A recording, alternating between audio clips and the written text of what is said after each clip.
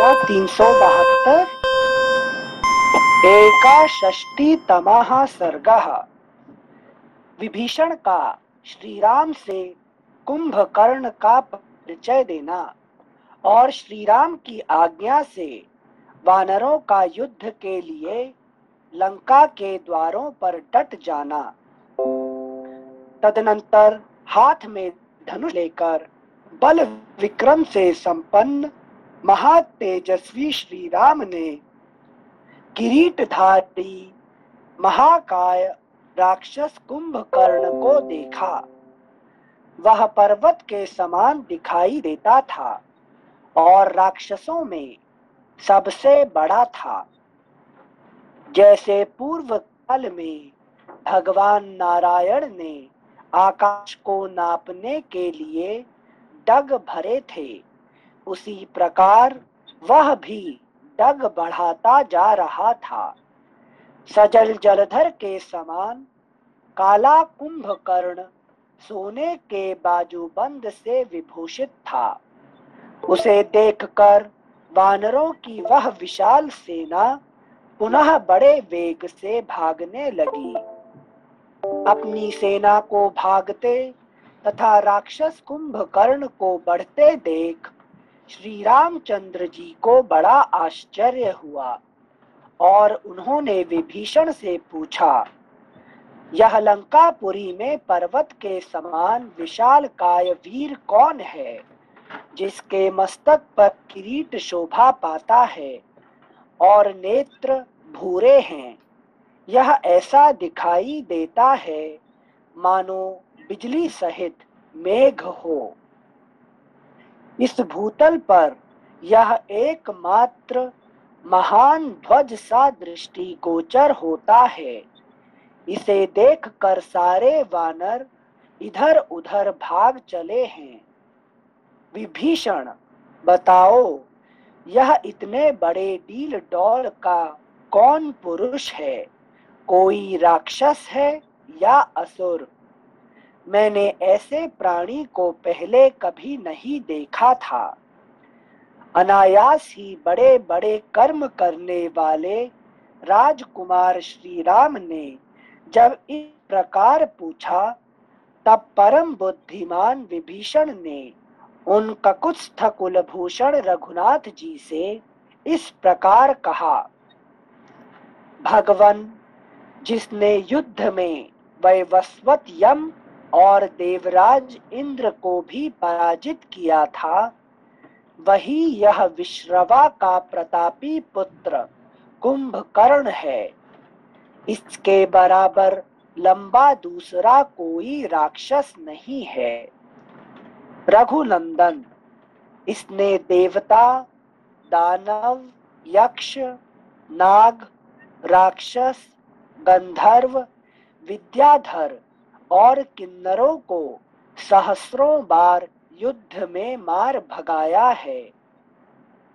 श्लोक संख्या 10 फिर से पढ़ रहे हैं। रघुनंदन, इसने देवता, दानव, यक्ष, नाग, राक्षस, गंधर्व, विद्याधर और किन्नरों को सहस्रों बार युद्ध में मार भगाया है। इसके नेत्र बड़े भयंकर हैं। यह महाबली कुंभकर्ण जब हाथ में शूल लेकर युद्ध में खड़ा हुआ, उस समय देवता भी इसे मारने में समर्थ ना हो सके। यह काल रूप है, ऐसा समझकर वे सब के सब मोहित हो गए थे। कुंभकर्ण स्वभाव से ही तेजस्वी और महाबलवान है। अन्य राक्षस पतियों के पास जो बल है वह वरदान से प्राप्त हुआ है। इस महाकाय राक्षस ने जन्म लेते ही बाल्यावस्था में भूख से पीड़ित हो कई सहस्त्र प्रजाजनों को खा डाला था। जब ये बात है, जिनसे मतलब जब तमस वृत्ति जन्म से जब से जन्म लेती है तभी से वो खाने लगती है। क्योंकि देखिए बाकी सत्वों के लिए तो बहुत मेहनत करना पड़ता है। सत्व वृत्ति को जगाने के लिए आपको है कि नहीं, बहुत सारे मेहनत करना पड़ता है, रजस को भी है कि नहीं मेहनत करना पड़ता है, मगर तमस तो पैदा से ही वो है कि नहीं। जब बच्चा पैदा होता है तो रोना शुरू करता है, क्या खाना लाओ। है कि नहीं, पैदा होने से ही वो शुरू कर देता है कि नहीं, 1 मिनट में, ठीक है हाँ ना। सिंचे, पहला शब्द ही रो के बताता है, प्रारब्ध चालू दूध लाओ। हाँ ठीक है ना। थैंक यू सिंचे। हाँ सिंचे, जैसे आज श्लोक संख्या 10 में मतलब सबको काउंट किया है, अगेन मनुष्य और वानर को, इवन कुंभकर्ण के लिए भी काउंट नहीं किया है। रजस के लिए तो समझ में आ रहा था, लेकिन मनुष्य और वानर को विजय कुंभकर्ण ने भी नहीं किया था, ऐसा क्यों? क्योंकि कुंभकर्ण को कौन उसको ये कहता, तो ये तो जब पैदा हुआ है और जब तक मृत्यु है वो तो रहेगा। शरीर को बाकी काम करे ना करे, पढ़ाई किए नहीं करे, है कि नहीं। आप शास्त्र पढ़े नहीं पढ़े, आप खाना खाएंगे नहीं खाएंगे? खाएंगे, खाना खाएंगे। हाँ, शास्त्र नहीं पढ़ेंगे तो कुछ नहीं करेंगे, तो कुछ काम नहीं करेंगे तो खाना तो जरूर खाएंगे। तो उल्टा ज्यादा खाते हैं, जो आदमी काम नहीं करते हैं तो वो ज्यादा खाते हैं, है कि नहीं। जो ज्यादा तो उनके पास समय नहीं है खाना खाने के लिए, है कि नहीं। मतलब संजय यहाँ पर मनुष्य और वानर के लिए उसको पार कर पाना तो बिल्कुल मुश्किल है ही, तो कुंभकर्ण को जीतने की जरूरत नहीं है, ऐसा कह रहे हैं। हाँ, मतलब कुंभकर्ण को कोई जीत नहीं पाता है, ये बात है, ठीक है ना। अच्छा अच्छा अच्छा, एक बार 10 पढ़ के फिर से प्रश्न पूछेंगे। 10 में कह रहे थे, रघुनंदन इसने देवता, दानव, यक्ष, नाग, राक्षस, गंधर्व, विद्याधर और किन्नरों को सहस्त्रों बार युद्ध में मार भगाया है। मतलब यहाँ अच्छा, मनुष्य को तो गिनते ही नहीं कि उससे युद्ध करने की जरूरत भी है। जरूर नहीं है ना, है कि नहीं। आप कह भाई लेकर आप क्यों नहीं दिया, है कि नहीं। तो इनका तो बात ही नहीं है ना। Thank you Sanjay, higher beings को हराया बेसिकली।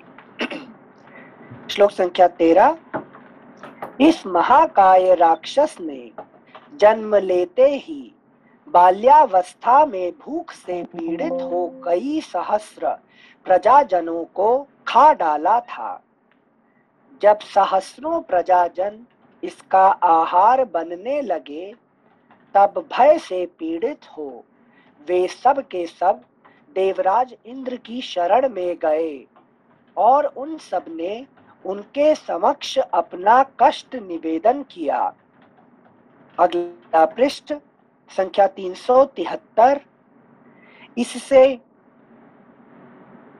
इससे वज्रधारी देवराज इंद्र को बड़ा क्रोध हुआ और उन्होंने अपने तीखे वज्र से कुंभकर्ण को घायल कर दिया।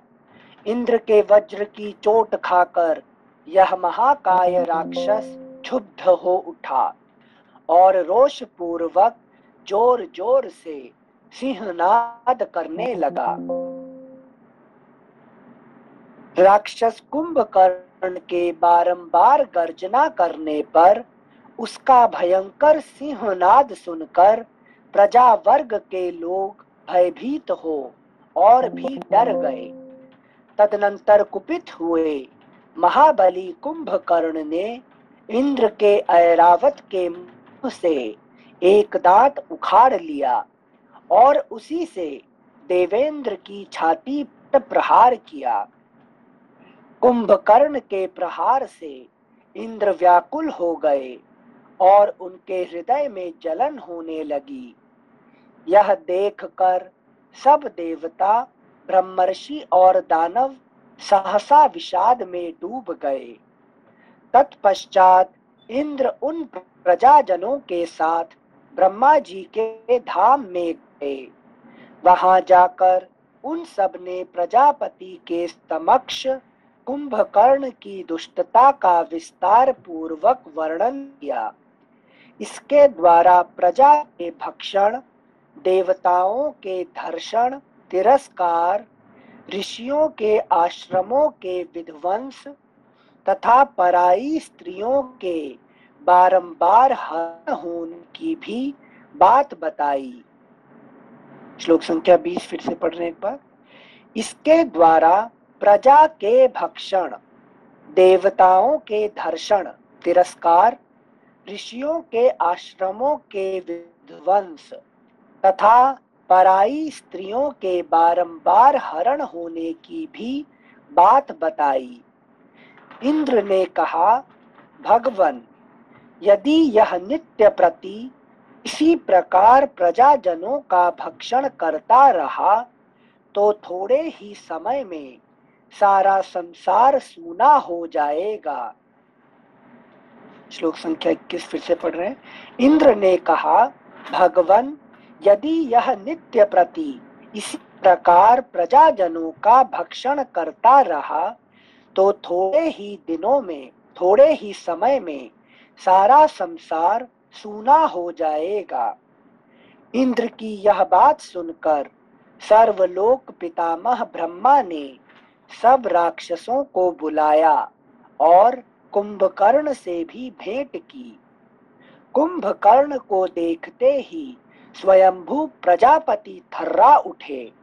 फिर अपने को संभाल कर वे उस राक्षस से बोले, कुंभकर्ण, निश्चय ही इस जगत का विनाश करने के लिए ही विश्रवा ने तुझे उत्पन्न किया है। अतः मैं शाप देता हूँ, आज से तू मुर्दे के समान सोता रहेगा। सिंसे सिंसे तो अच्छा, ड्रामे से अलग है। सिंसे ड्रामे वाली स्टोरी से।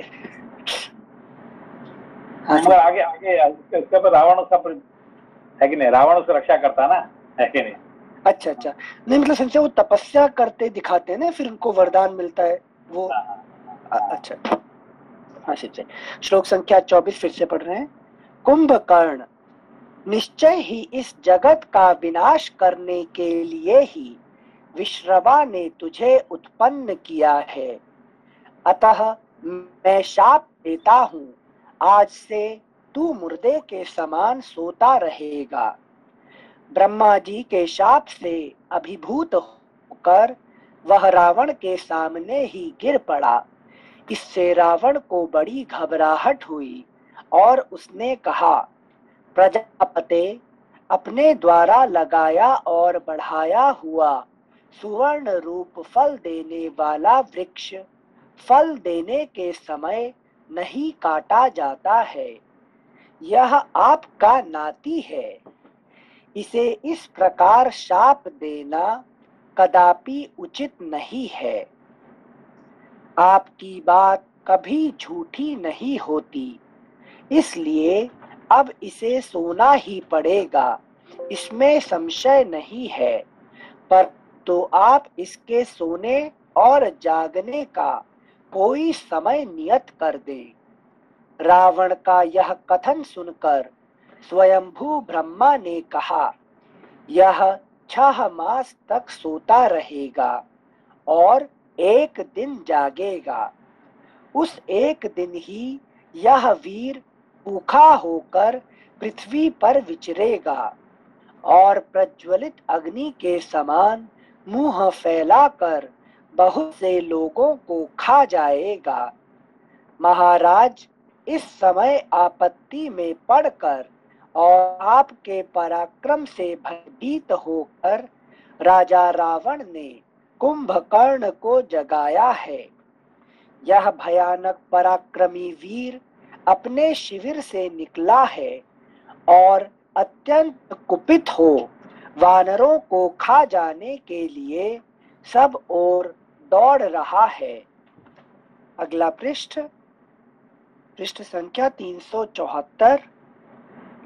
जब कुंभकर्ण को देखकर ही आज सारे वानर भाग चले, तब रणभूमि में कुपित हुए इस वीर को ये आगे बढ़ने से कैसे रोक सकेंगे। सब वानरों से यह कह दिया जाए कि यह कोई व्यक्ति नहीं, काया द्वारा निर्मित ऊंचा यंत्र मात्र है। ऐसा जानकर वानर निर्भय हो जाएंगे।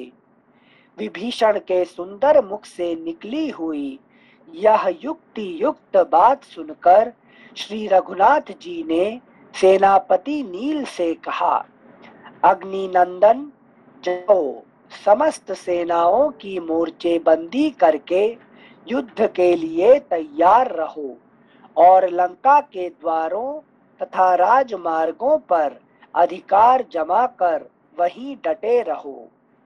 पर्वतों के शिखर, वृक्ष और शिलाएं एकत्र कर लो तथा तुम और सब वानर अस्त्र शस्त्र एवं पत्थर लिए तैयार रहो।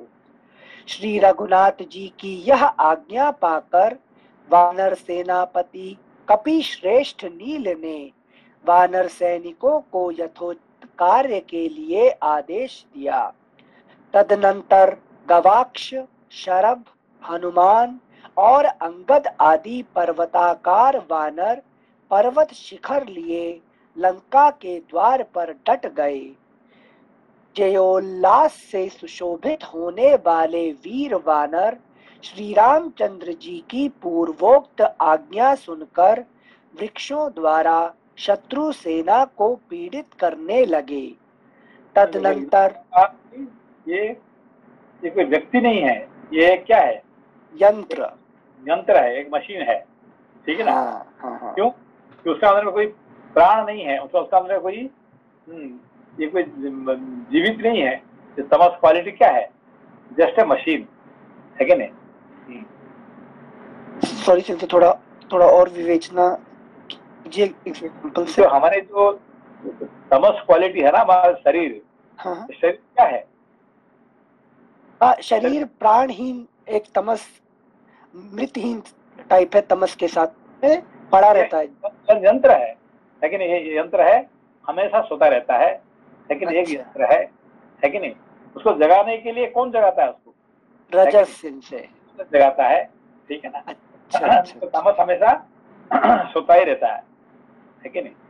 हाँ सर, तमस सोता रहता है, तो वहाँ ब्रह्मा जी जब वरदान दे रहे थे श्लोक संख्या 28 में, तो वो कह रहे थे 6 महीने तक सोएगा और 1 दिन जागेगा, और जब जागेगा तो सब कुछ खा जाएगा।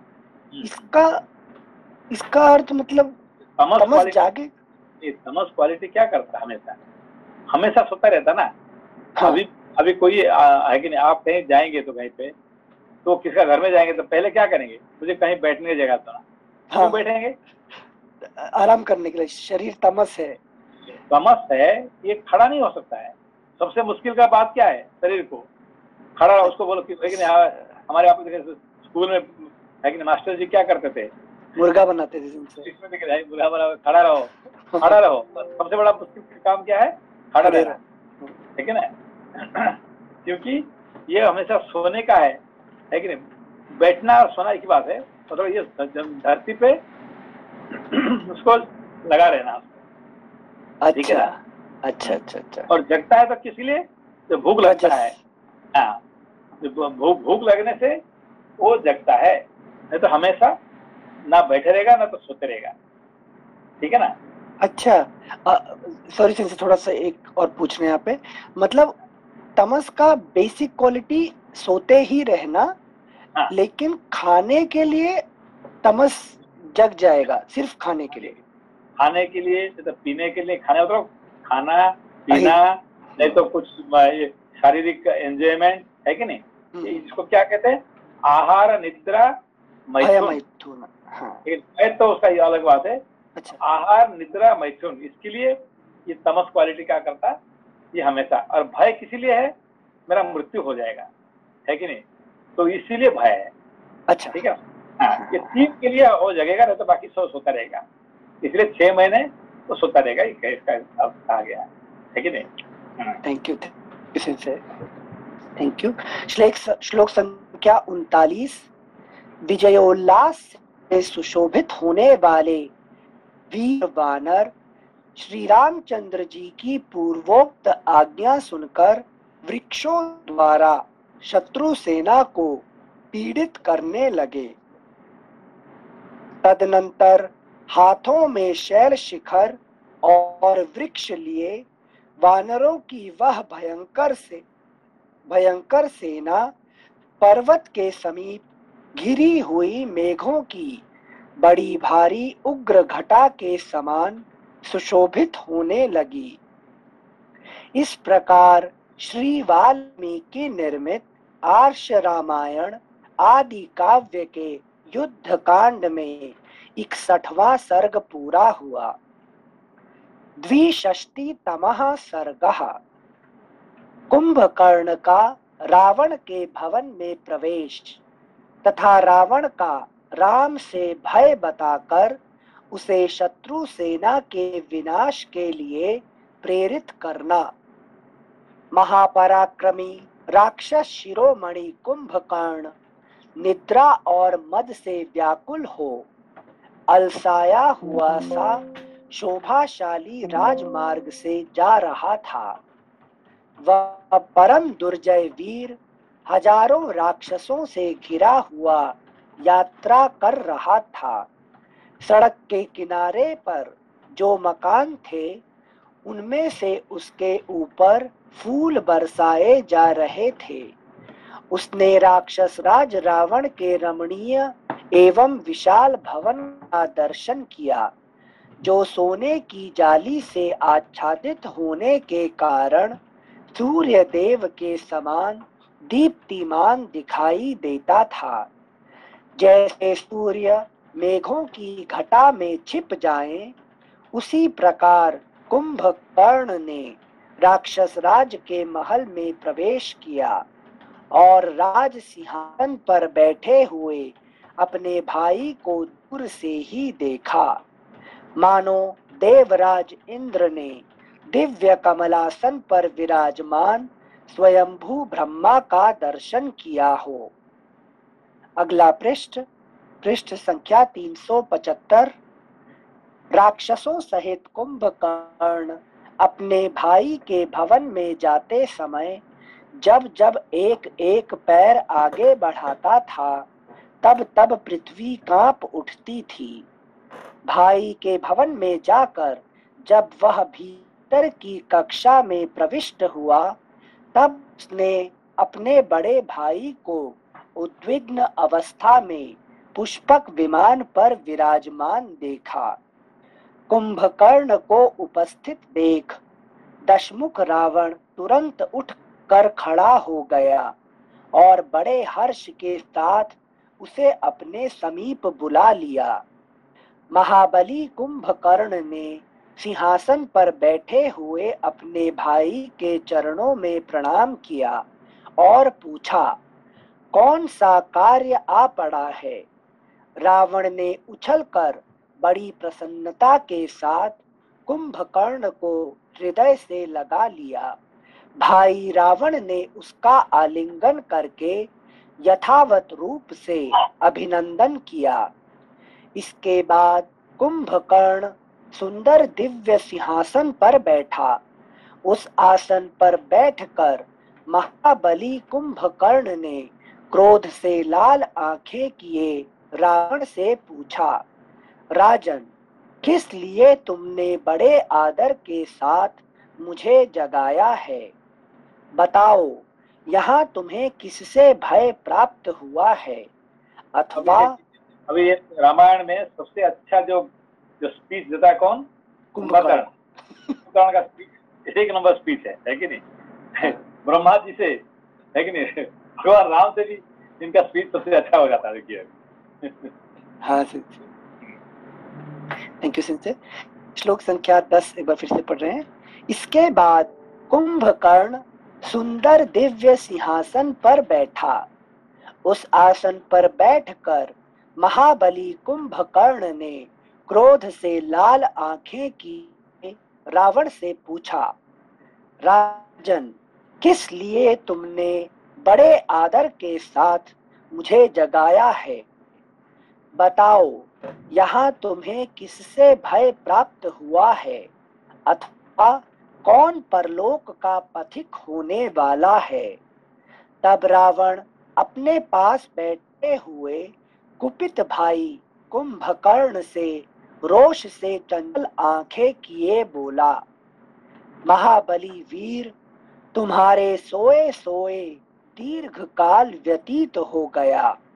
तुम गाढ़ निद्रा में निमग्न होने के कारण नहीं जानते कि मुझे राम से भय प्राप्त हुआ है। ये दशरथ कुमार बलवान श्रीमान राम सुग्रीव के साथ समुद्र लांघ कर यहाँ आए हैं और हमारे कुल का विनाश कर रहे हैं। हाय, देखो तो सही, समुद्र में पुल बांधकर सुखपूर्वक यहाँ आए हुए वानरों ने लंका के समस्त वनों और उपवनों को एक अर्णवमय बना दिया है। यहाँ वानर रूपी जल का समुद्र सा लहरा रहा है। हमारे जो मुख्य मुख्य राक्षस वीर थे, उन्हें वानरों ने युद्ध में मार डाला, किंतु रणभूमि में वानरों का संहार होता मुझे किसी तरह नहीं दिखाई देता। युद्ध में कभी कोई वानर पहले जीते नहीं गए हैं। युद्ध में कभी कोई वानर पहले जीते नहीं गए हैं। महाबली एक भी वानर नहीं मरा है और इनका तरफ से बड़े बड़े राक्षस मर गए, तो है कि नहीं? से मतलब आज तक वानरों पे विजय नहीं प्राप्त कर सके इस वाले युद्ध में ना? हाँ, इस वाले युद्ध में अभी तक वानर नहीं मरे हैं। अच्छा, और कितने बड़े बड़े राक्षस तो मर गए। हाँ, हमारे साइड वाले। हाँ, थैंक यू सिंसे। श्लोक संख्या 18। महाबली वीर, इस समय हमारे ऊपर यही भय उपस्थित हुआ है, तुम इससे हमारी रक्षा करो और आज इन वानरों को नष्ट कर दो। इसीलिए हमने तुम्हें जगाया है। हमारा सारा खजाना खाली हो गया है, अतः मुझ पर अनुग्रह करके तुम इस लंकापुरी की रक्षा करो। अब यहाँ केवल बालक और वृद्ध ही शेष रह गए हैं। महाबाहो, तुम अपने इस भाई के लिए अत्यंत दुष्कर पराक्रम करो, परंतप आज से पहले कभी किसी भाई से मैंने ऐसी अनुनय विनय नहीं की थी। तुम्हारे ऊपर मेरा बड़ा स्नेह है और मुझे तुमसे बड़ी आशा है। राक्षस शिरोमणे, तुमने देवासुर संग्राम के अवसरों पर अनेक बार प्रतिद्वंद्वी का स्थान लेकर रणभूमि में देवताओं और असुरों को भी परास्त किया है। अगला पृष्ठ, पृष्ठ संख्या 376। अतः भयंकर पराक्रमी वीर, तुम ही यह सारा पराक्रम पूर्ण कार्य संपन्न करो, क्योंकि समस्त प्राणियों में तुम्हारे समान बलवान मुझे दूसरा कोई नहीं दिखाई देता है।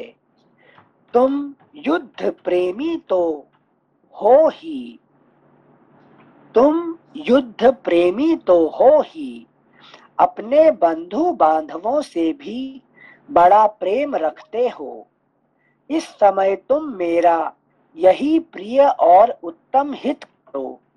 अपने तेज से शत्रुओं की सेना को उसी तरह व्यथित कर दो जैसे वेग से उठी हुई प्रचंड वायु शरद ऋतु के बादलों को छिन्न भिन्न कर देती है।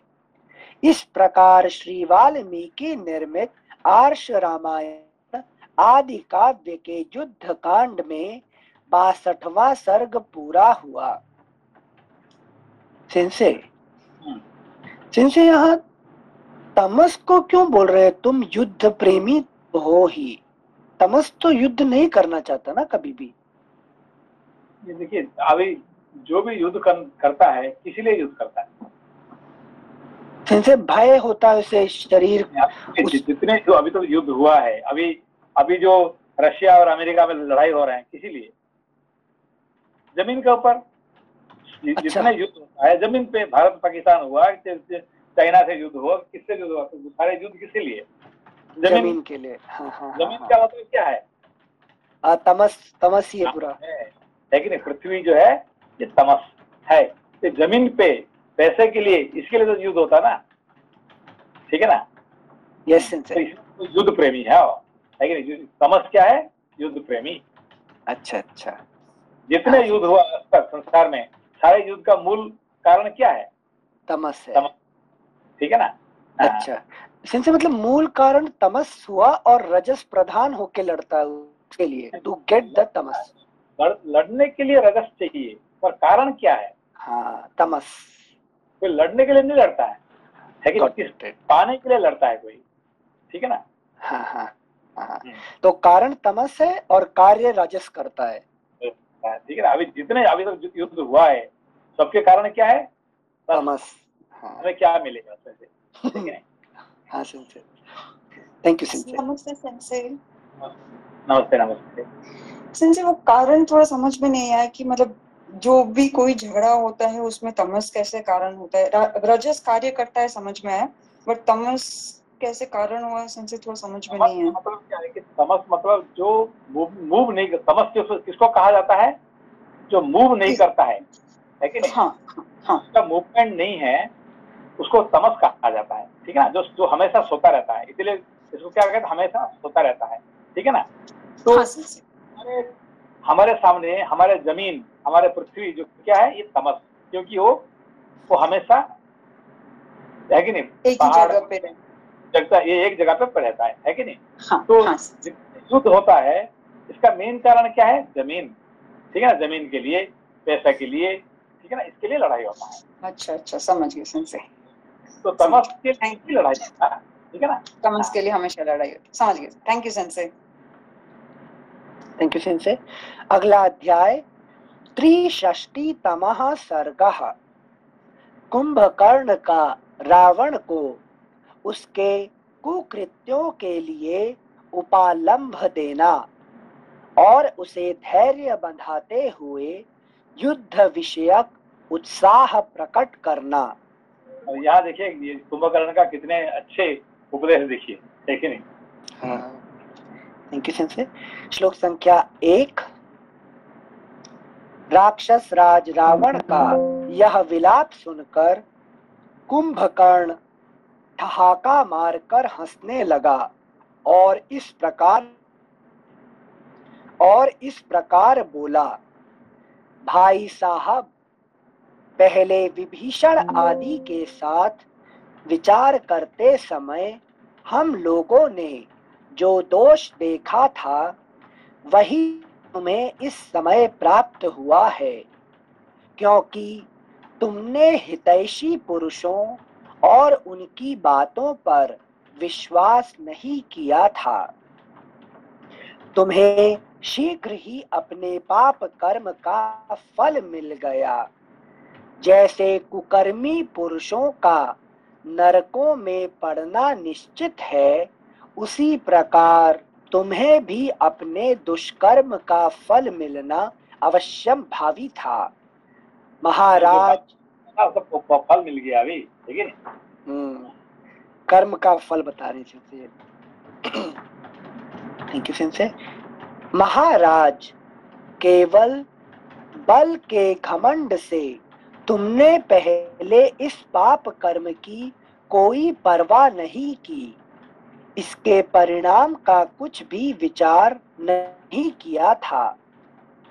जो ऐश्वर्य के अभिमान में आकर पहले करने योग्य कार्यों को पीछे करता है और पीछे करने योग्य कार्यों को पहले कर डालता है, वह नीति तथा अनीति को नहीं जानता है। एक बार फिर से पढ़ रहे हैं इसे। जो ऐश्वर्य के अभिमान में आकर पहले करने योग्य कार्यों को पीछे करता है और पीछे करने योग्य कार्यों को पहले कर डालता है, वह नीति तथा अनीति को नहीं जानता है। जो कार्य उचित देश काल ना होने पर विपरीत स्थिति में किए जाते हैं, वे संस्कारहीन अग्नियों में होमे गए भविष्य की भांति केवल दुख के ही कारण होते हैं। श्लोक संख्या 6 एक बार फिर से पढ़ रहे हैं।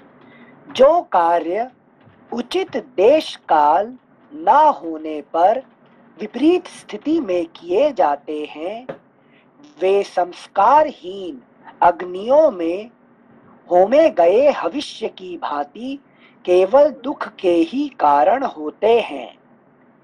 जो राजा सचिवों के साथ विचार करके क्षय, वृद्धि और स्थान रूप से उपलक्षित साम, दान और दंड, इन तीनों कर्मों के 5 प्रकार के प्रयोग को काम में लाता है, वही उत्तम नीति मार्ग पर विद्यमान है, ऐसा समझना चाहिए। इन तीनों कर्मों के 5 प्रकार।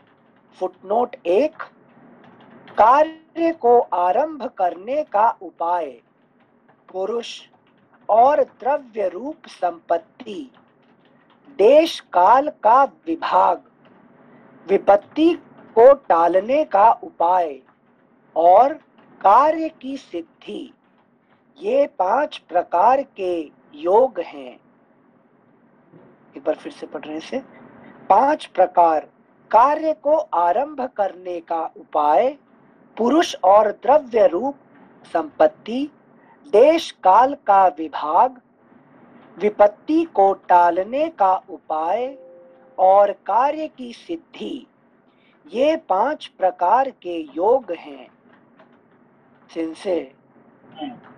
सिंसे ये तो समाधि भाषा जैसे बहुत हाई लेवल का ज्ञान बोलते हैं ना। इसलिए तो रावण कहेगा भाई तुम मेरा गुरु थोड़ी हो, है कि नहीं? अच्छा। तुम मुझे गुरु जैसे उपदेश दे रहे हैं, है कि नहीं? ये बंद करो इसको, है कि नहीं? जो आदेश है मेरा आदेश पालन करो, मुझे उपदेश नहीं चाहिए। मुझे मेरा आदेश जो मानेगा मैं उसको ही मानता हूँ। अच्छा। हाँ सिंसे, बाकी सिंसे जो 5 चीज पता है यहाँ पे, ये तो मतलब जैसे विवेक बुद्धि जब साथ में होती है तभी कोई सोच के अगला कदम लेगा कि सारी चीजों का ध्यान रख के, तो इसका ज्ञान तमस को कैसे हो पाएगा? लेकिन देखिए ये तमस भी है, ये किसका बेटा है? अच्छा, विश्रवा जी का। हाँ, किसका पता है कि नहीं? ये कोई साधारण, मगर वो मोह फंस गया है, ताकि जिसकी वजह से वो, है कि नहीं, ऐसे हो गया, नहीं तो फिर है ही है कि नहीं? थैंक यू सिंसे। श्लोक संख्या 7 एक बार फिर से पढ़ रहे हैं। जो राजा सचिवों के साथ विचार करके क्षय, वृद्धि और स्थान रूप से उपलक्षित साम, दान और दंड, इन तीनों कर्मों के 5 प्रकार के प्रयोग को काम में लाता है, वही उत्तम नीति मार्ग पर विद्यमान है, ऐसा समझना चाहिए। श्लोक संख्या 8। जो नरेश नीति शास्त्र के अनुसार मंत्रियों के साथ क्षय, फुटनोट 2, जब अपनी वृद्धि और शत्रु की हानि का समय हो, तब दंडोपयोगी यान, युद्ध यात्रा उचित है। अपनी और शत्रु की समान स्थिति हो तो साम पूर्वक संधि कर लेना उचित है, तथा जब अपनी हानि और शत्रु की वृद्धि का समय हो, तब उसे कुछ देकर उसका आश्रय ग्रहण करना उचित होता है। Footnote ends. श्लोक संख्या 8। जो नरेश नीति शास्त्र के अनुसार मंत्रियों के साथ क्षय, अगला पृष्ठ संख्या 377, साथ क्षय आदि के लिए उपयुक्त समय का विचार करके तदनुरूप कार्य करता है और अपनी बुद्धि से सुहृदों की भी पहचान कर लेता है, वही कर्तव्य और अकर्तव्य का विवेक कर पाता है। राक्षस राज नीतिज्ञ पुरुष को चाहिए कि धर्म, अर्थ या काम का अथवा सबका अपने समय पर सेवन करे, अथवा तीनों द्वंद्वों का, धर्म अर्थ, अर्थ धर्म और काम अर्थ, इन सबका भी उपयुक्त समय में ही सेवन करे। फुटनोट: यहाँ यह बात कही गई है कि शास्त्र के अनुसार प्रातः काल धर्म का, मध्याह्न काल में अर्थ का और रात्रि में काम सेवन का विधान है। अतः उन समयों में धर्म आदि का सेवन करना चाहिए, अथवा प्रातः काल में धर्म और अर्थ रूप द्वंद्व का, मध्याह्न काल में अर्थ और धर्म का और रात्रि में काम और अर्थ का सेवन करे। जो हर समय केवल काम का ही सेवन करता है वह पुरुषों में अधम कोटि का है। Footnote ends. श्लोक संख्या 10। भैया द्वंद्व शब्द क्यों यूज किया है यहाँ पे दो चीजों के बीच में? द्वंद्व मतलब जो क्या कहते हैं, युद्ध कहते हैं ना, युद्ध को द्वंद्व कहते हैं। अच्छा। दूसरे को जो तो ये दो चीजों के, ये दो जैसे धर्म अर्थ है और अर्थ धर्म और काम अर्थ, ये इनमें आपस में द्वंद्व, विरोधी जो होता है ना जी, है कि नहीं?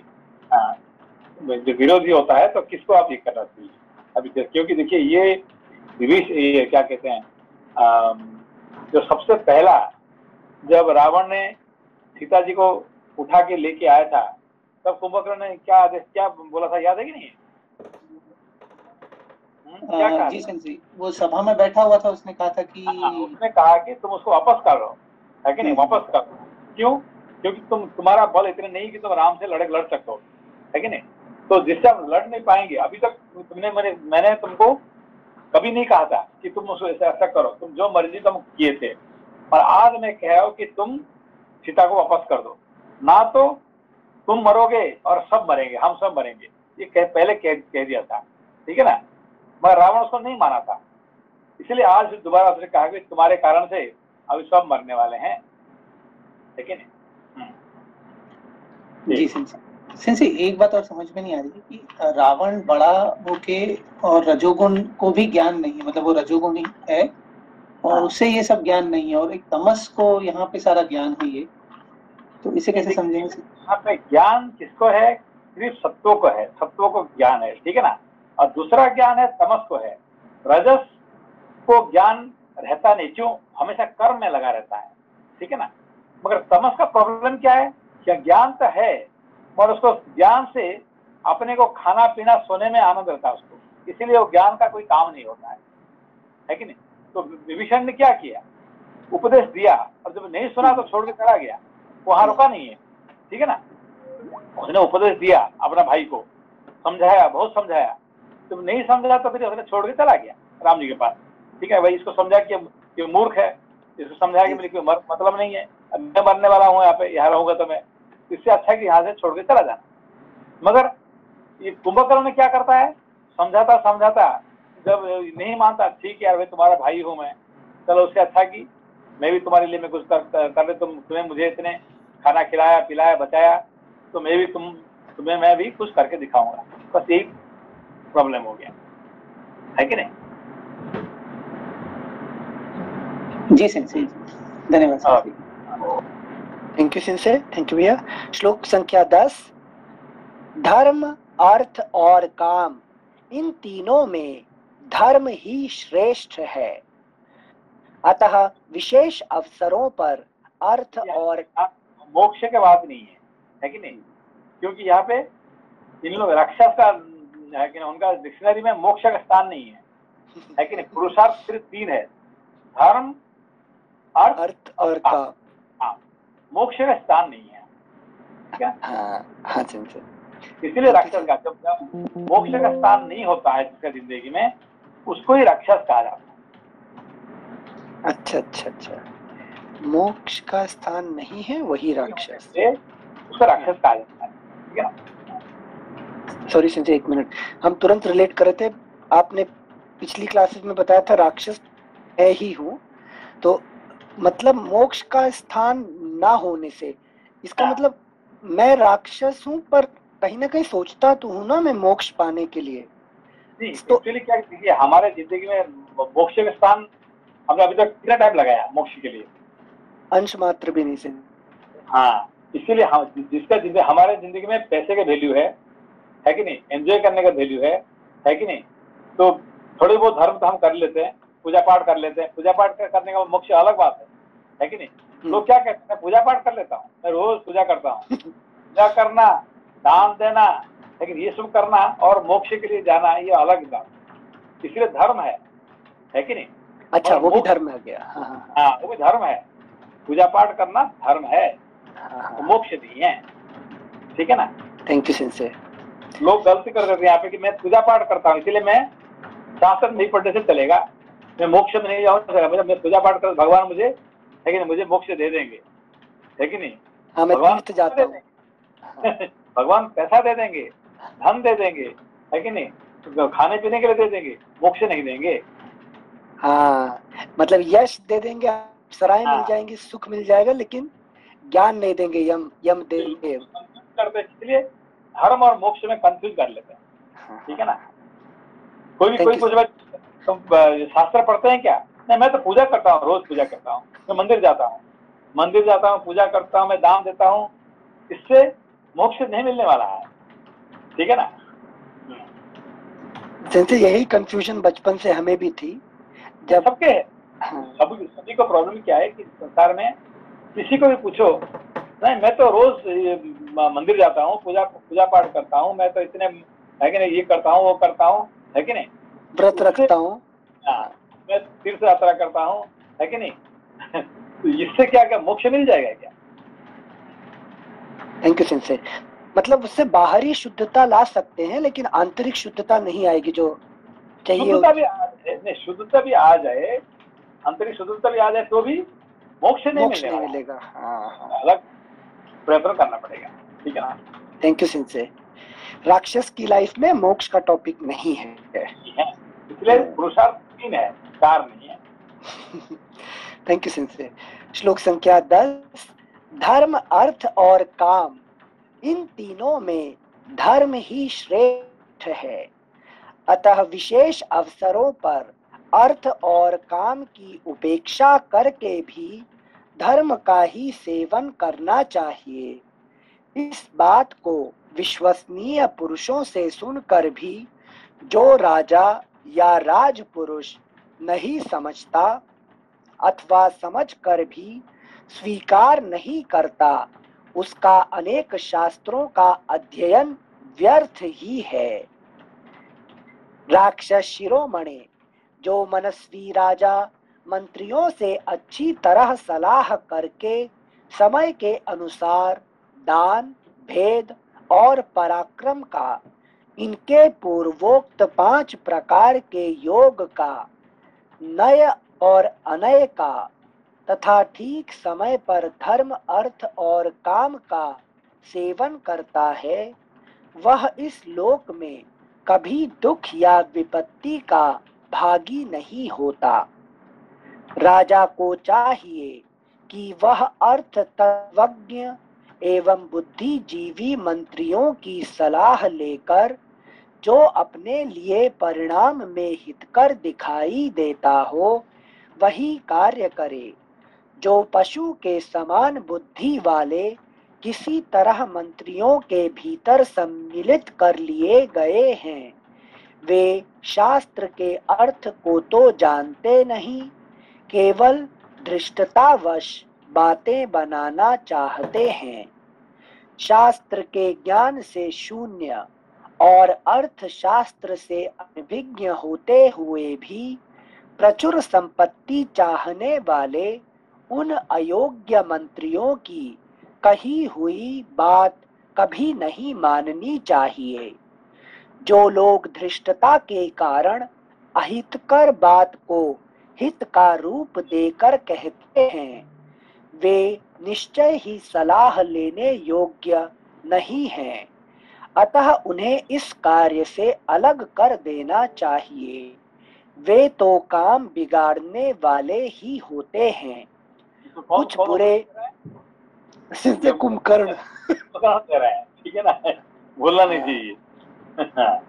ठीक हाँ है, सिंसे पूरा उपदेश ऐसा लग रहा है जैसे कोई ऋषि मुनि आके दे रहे हो ना। है कि नहीं? हाँ हाँ सिंसे।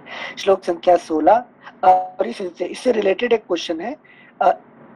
जैसे कुंभकर्ण रावण को उपदेश दे रहा है और सारी बातें नीतिगत धर्मयुक्त हैं, लेकिन रावण उसको वैल्यू नहीं दे रहा है, वैसे ही जब मैं शास्त्र के शब्द किसी को समझाऊं और वो उसको वैल्यू नहीं दे, इसका मतलब मैं तमस में हूं क्या?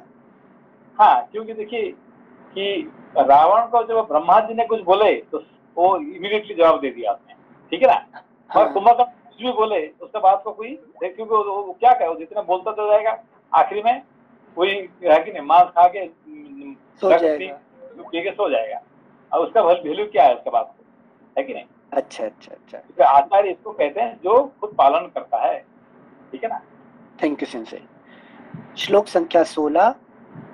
जो लोग धृष्टता के कारण अहित कर बात को हित का रूप देकर कहते हैं, वे निश्चय ही सलाह लेने योग्य नहीं हैं, अतः उन्हें इस कार्य से अलग कर देना चाहिए।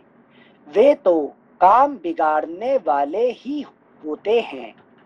कुछ बुरे मंत्री साम आदि उपायों के ज्ञाता शत्रुओं के साथ मिल जाते हैं और अपने स्वामी का विनाश करने के लिए ही उससे विपरीत कर्म करवाते हैं। जब किसी वस्तु या कार्य के निश्चय के लिए मंत्रियों की सलाह ली जा रही हो, उस समय राजा व्यवहार के द्वारा ही उन मंत्रियों को पहचानने का प्रयत्न करे जो घूस आदि लेकर शत्रुओं से मिल गए हैं और अपने मित्र से बने रहकर वास्तव में शत्रु का काम करते हैं। जो राजा चंचल है, आपात रमणीय वचनों को सुनकर ही संतुष्ट हो जाता है और सहसा बिना सोचे विचारे ही किसी भी कार्य की ओर दौड़ पड़ता है, उसके इस छिद्र दुर्बलता को शत्रु लोग उसी तरह ताड़ जाते हैं जैसे क्रौंच पर्वत के छेद को पक्षी क्रौंच पर्वत के छेद से होकर पक्षी जैसे पर्वत के उस पार आते जाते हैं, उसी तरह शत्रु भी राजा के उस छिद्र या कमजोरी से लाभ उठाते हैं। जो राजा शत्रु की अवहेलना करके अपनी रक्षा का प्रबंध नहीं करता है, वह अनेक अनर्थों का भागी होता और अपने स्थान राज्य से नीचे उतार दिया जाता है। तुम्हारी प्रिय पत्नी मंदरी और मेरे छोटे भाई विभीषण ने पहले तुमसे जो कुछ कहा था वही हमारे लिए, अगला पृष्ठ संख्या 378, वही हमारे लिए हितकर था। जो तुम्हारी जैसी इच्छा हो वैसा करो। कुंभकर्ण की यह बात सुनकर दशमुख रावण ने भौहें टेढ़ी कर ली और कुपित होकर उससे कहा, तुम माननीय गुरु और आचार्य की भांति मुझे उपदेश क्यों दे रहे हो? क्या आखिरी में हाँ, पूरा एनर्जी वेस्ट कर दिया कुंभकर्ण का। श्लोक संख्या 23। तुम माननीय गुरु और आचार्य की भांति मुझे उपदेश क्यों दे रहे हो? इस तरह भाषण देने का परिश्रम करने से क्या लाभ होगा? इस समय जो उचित और आवश्यक हो वह काम करो। सिंसे सिंसे यहाँ इसको डेविल कोटिंग स्क्रिप्चर नहीं कहेंगे ना, इस वाले एक्शन को? यही तो हम कर रहे हैं ना। अभी देखिए, अभी अभी हम किसी को कहेंगे, है कि नहीं, फिर तुम उसको रामायण पढ़ो, शास्त्र पढ़ो, अरे भाई मुझे अभी ये करने का टाइम, मंदिर जाने का टाइम आ गया, मेरा पूजा करने का टाइम है, अभी अभी अभी पूजा करूंगा कि अभी ये पढ़ूंगा, है कि नहीं? तो सब अपना अपना, है कि नहीं, धर्म को दिखा के, है कि नहीं, अर्थ को दिखा के, ड्यूटी को दिखा के वो मोक्ष से भागते हैं, ठीक है ना? अच्छा अच्छा अच्छा, मेरी ही जिंदगी है ये, दिस इज माय लाइफ। तो देखा तो ड्यूटी करोगे, ड्यूटी फर्स्ट, और है कि नहीं, मोक्ष फर्स्ट। कौन सा फर्स्ट है? ड्यूटी करो, ड्यूटी। हाँ, हाँ। मैं प्रॉब्लम में फंसा हूँ, अब ये युद्ध चल रहा है, तो मुझे उपदेश दे रहे हैं। Thank you sensei. श्लोक संख्या इस फिर से पढ़ेंगे एक बार। तुम माननीय गुरु और आचार्य की भांति मुझे उपदेश क्यों दे रहे हो? इस तरह भाषण देने का परिश्रम करने से क्या लाभ होगा? इस समय जो उचित और आवश्यक हो वह काम करो। मैंने भ्रम से, ये जो बात है ना बहुत इम्पोर्टेंट है कि हमें हमेशा क्या कहा जाता है, हमें जब बचपन से हमें अभी तक क्या शिक्षा दिया गया है कि ड्यूटी फर्स्ट, ड्यूटी, हाँ, ड्यूटी फर्स्ट, बाकी सब छोड़ दो, पहले ड्यूटी करो, ड्यूटी से समय मिलेगा तब फिर तुम बाकी काम करो, है कि नहीं? तो ये सब काम बेकार है, आप ड्यूटी करो, ठीक है ना? और ड्यूटी ऐसा ड्यूटी हो जाता है कि जो क्या करें, वो आपको जिंदगी भर से आपको 1 मिनट समय नहीं देगा आपको, ठीक है ना? बिल्कुल सेंसे, ड्यूटी में ही ब्यूटी नजर आता है और पूरी लाइफ निकल जाती है, पूरा लाइफ निकल जाता है कि नहीं? हाँ सेंसे, थैंक यू सेंसे। श्लोक संख्या 24। सेंसे एक चीज बताओ फिर, उस ड्यूटी का निर्धारण कैसे करें? मतलब वो तो डायरेक्शन है ना। मैं आपको बार बार एग्जाम्पल दे रहा हूँ कि जो गोपियों ने, है कि नहीं, कृष्ण पूछे भाई तुम लोग, तुम्हारे, है कि नहीं, घर में तुम्हारा बच्चे रो रहे हैं, तुम्हारा पति अभी खाना नहीं खाया है, तुम्हारे बूढ़े बाप माँ अभी तुम्हारे अभी, है कि नहीं, बीमारी है, और तुम यहाँ पे क्या कर रहे हो, रासलीला कर लेती हो, क्यों आगे? है कि नहीं? ये कृष्ण का प्रश्न है गोपियों, हाँ, ठीक है नहीं? ड्यूटी मतलब ड्यूटी फास्ट है कि नहीं है कि नहीं? तुम्हारा घर में बूढ़े, है कि नहीं, बूढ़े सास ससुर बाप माँ, है कि नहीं, बीमारी पड़े हुए हैं, अब तो उनको सेवा करना जरूरी है कि तुम यहाँ पे रासलीला करने समय है तुम्हारा, है कि नहीं? तुम्हारे बच्चे रो रहे हैं तो दूध पिलाओगे कि यहाँ पे आके तुम रासलीला करोगे, है कि नहीं? समझ में? हाँ सेंसे, ये जो समझ गया तो वो गुप्पी हो गया है, ठीक है ना? हाँ सेंसे, मतलब चित्त की एकाग्रता वो चाहिए ही होगी। हाँ। ये सब लीला है, ये सब, है कि नहीं? वो चलता रहेगा, हमेशा कोई ना कोई बीमारी पड़ता रहेगा, एक ना बच्चे 2 बच्चे रोते रहेंगे, है कि नहीं, कोई ना कोई खाली, है कि नहीं, खाली पेट में रहेगा, ये सब चलता रहेगा, ये कभी इसको बंद नहीं होने वाला है। मृत्यु के समय तक ये ड्यूटी से आप मुक्त हो सकते हैं, ठीक है ना? Thank you sensei. रहेंगे तो कब रहेंगे, ठीक है नहीं? हाँ, अभी इंद्रियां सब चल रही हैं, तब नहीं रहेंगे तो बुढ़ापे में रहने लायक ही नहीं रहेंगे। हाँ सेंसे, गोपियों का क्या प्रश्न का उत्तर था कि जब, है कि नहीं, हाँ, आप जब नहीं रहते हैं ना तो फिर हम ये सब काम करते रहेंगे, जिंदगी भर तो वही करते रहे, है कि नहीं? अभी तो थोड़ी देर के लिए तुम्हें यहाँ पे है, अब तुम कहाँ चले जाओगे तो पता नहीं है कि नहीं? तब तक हमें चांस दो कि हम आपके साथ रह जाएं, है कि नहीं? Thank you sensei. श्लोक संख्या 24। मैंने भ्रम से, चित्त के मोह से अथवा अपने बल पराक्रम के भरोसे पहले जो तुम लोगों की बात नहीं मानी थी उसकी इस समय पुनः चर्चा करना व्यर्थ है। जो मत करो, काम में लग जाओ, forget the sins, just keep doing, justify करो, डू योर ड्यूटी। श्लोक संख्या 25। जो बात बीत गई सो तो बीत ही गई, बुद्धिमान लोग बीती बात के लिए बारंबार शोक नहीं करते हैं। अब इस समय हमें क्या करना चाहिए इसका विचार करो। अपने पराक्रम से मेरे अनीति जनित दुख को शांत कर दो। अपने पराक्रम से मेरे अनीति जनित दुख को शांत कर दो। श्लोक संख्या 26। यदि मुझ पर तुम्हारा स्नेह है, यदि अपने भीतर यथेष्ट पराक्रम समझते हो और यदि मेरे इस कार्य को परम कर्तव्य समझकर हृदय में स्थान देते हो तो युद्ध करो।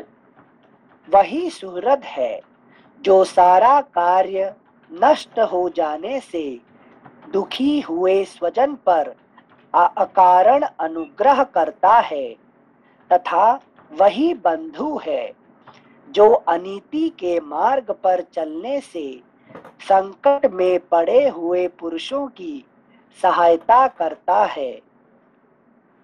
सिंसे अभी जब ये 26 में ये जो लास्ट सेंटेंस आया था, यदि मेरे कार्य को परम कर्तव्य समझकर हृदय में स्थान देते हो तो युद्ध करो, मतलब यही शब्द कृष्ण जी अर्जुन को गीता सुनाते हुए कहते हैं, जो कार्य तुम्हारे लिए नीतिगत है। पर यहाँ पर ये उल्टा किए दे रहे हैं पूरे, बट इंस्ट्रक्शन दे रहे हैं युद्ध करो, फाइट फॉर मी। हाँ, श्लोक संख्या 27।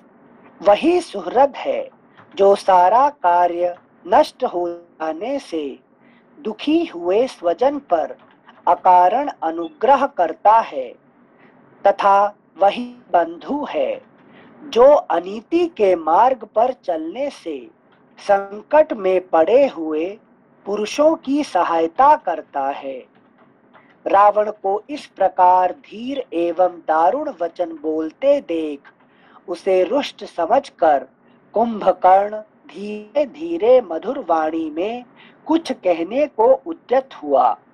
उसने देखा मेरे भाई की सारी इंद्रियां अत्यंत विक्षुब्ध हो उठी हैं, अतः कुंभकर्ण ने धीरे धीरे उसे सांत्वना देते हुए कहा, शत्रु दमन महाराज, सावधान होकर मेरी बात सुनो। राक्षस राज, संताप करना व्यर्थ है। अब तुम्हें रोष त्याग कर स्वस्थ हो जाना चाहिए। पृथ्वीनाथ, मेरे जीते जी तुम्हें मन में ऐसा भाव नहीं लाना चाहिए। तुम्हें जिसके कारण संतप्त होना पड़ रहा है उसे मैं नष्ट कर दूंगा। महाराज, अवश्य ही सब अवस्थाओं में मुझे तुम्हारे हित की बात कहनी चाहिए, अतः मैंने बंधु भाव और भ्रातृ स्नेह के कारण ही ये बातें कही हैं। इस समय एक भाई को स्नेहवश जो कुछ करना उचित है वही करूंगा। अब रणभूमि में मेरे द्वारा किया जाने वाला शत्रुओं का संहार देखो। महाबाहो, आज युद्ध के मुहाने पर मेरे द्वारा भाई सहित राम के मारे जाने के पश्चात तुम देखोगे कि वानरों की सेना किस तरह भागी जा रही है। महाबाहो, आज मैं संग्राम भूमि में राम का सिर काट लाऊंगा। उसे उस दिन क्या बोल रहा था कि राम भगवान है, यहाँ आए हैं कि नहीं, उसका लड़ाई मत करो, उसका उनका पत्नी को वापस कर दो। और आज क्या कह रहे हैं, है कि नहीं, सिर काट उसका सिर काट दूंगा, है कि नहीं। हाँ, यही उसका कहते मोह का कारण, ठीक है ना। हाँ सिंसे, थैंक यू सिंसे। श्लोक संख्या 36। महाबाहो, आज मैं संग्राम भूमि में राम का सिर काट लाऊंगा। उसे देखकर तुम सुखी होना और सीता दुख में डूब जाएगी। लंका में जिन राक्षसों के सगे संबंधी मारे गए हैं वे भी आज राम की मृत्यु देख लें। यह उनके लिए बहुत ही प्रिय बात होगी। अपने भाई बंधुओं के मारे जाने से जो लोग अत्यंत शोक में डूबे हुए हैं, आज युद्ध में शत्रु का नाश करके मैं उनके आंसू पोंछूंगा। अगला पृष्ठ संख्या 379। आज पर्वत के समान विशाल काय वानर राज सुग्रीव को सम्रांगण में खून से लथपथ होकर गिरे हुए देखोगे, जो सूर्य सहित मेघ के समान दृष्टिगोचर होंगे। निष्पाप निशाचर राज, ये राक्षस तथा मैं सब लोग दशरथ पुत्र राम को मार डालने की इच्छा रखते हैं और तुम्हें इस बात के लिए आश्वासन देते हैं, तो भी तुम सदा व्यथित क्यों रहते हो? राक्षस राज, पहले मेरा वध करके ही राम तुम्हें मार सकेंगे, किंतु मैं अपने विषय में राम से संताप या भय नहीं मानता। शत्रुओं को संताप देने वाले अनुपम पराक्रमी वीर, इस समय तुम इच्छानुसार मुझे युद्ध के लिए आदेश दो। शत्रुओं से जूझने के लिए तुम्हें दूसरे किसी की ओर देखने की आवश्यकता नहीं है। तुम्हारे महाबली शत्रु यदि इंद्र, यम, अग्नि, वायु, कुबेर और वरुण भी हों, तो मैं उनसे भी युद्ध करूंगा तथा उन सबको उखाड़ फेंकूंगा। मेरा पर्वत के समान सेंसी जो एक अभी पिछले श्लोक में कहा कि राम जो है मुझे मारकर ही तुम्हें मार सकते हैं, तो ये जो तमोगुण है इसको ही पहले खत्म करना होता है, उसके बाद ही आप रजोगुण। हाँ, रजोगुण पहले तमोगुण को जब तक खत्म नहीं करेंगे तब तक रजोगुण तक पहुंच नहीं पाते हैं, ठीक है ना। तो हमेशा तमोगुण आगे खड़ा हो जाता है, ठीक है ना। अच्छा जी सेंसी। तो सेंसी जैसे अभी आपने एक इसके पहले जो बात बताई थी कि जो ड्यूटीज है वो रजोगुण याद दिलाता है आपको, तो ड्यूटीज एटलीस्ट कुछ काम कर रही है, पर तमोगुण जो है वो ड्यूटीज भी में भी इन्वॉल्व नहीं है। तो भी तमोगुण रजोगुण से अच्छा है ये मान लगे, क्योंकि सारे पाप करने वाला तमोगुण नहीं है, ये रजोगुण है। अब समझो तो, ये रावण खतरनाक है कि कुंभकर्ण खतरनाक है? कौन खतरनाक है? रावण ज्यादा खतरनाक है। हाँ, क्यों? क्योंकि जो कर्म करता है, ये सारे जो पाप करता है कौन? ये रजोगुण है। तमोगुण ज्यादा बुरा नहीं है, लेकिन बस वो खाएगा पिएगा सोएगा, पाप का ज्यादा क्या करेगा? कुछ नहीं करेगा। रजोगुण सारे प्रॉब्लम खड़ा करेगा, ठीक है ना।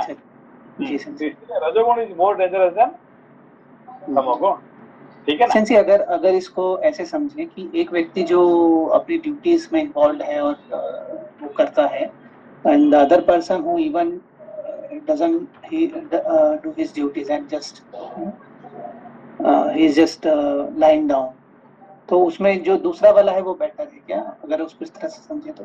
यहाँ पे जो ड्यूटी जो बात हुआ है जी, ये बड़ा बहुत मुश्किल की बात है कि नहीं, कि duty, what is exactly your duty, who created the duty, है कि नहीं।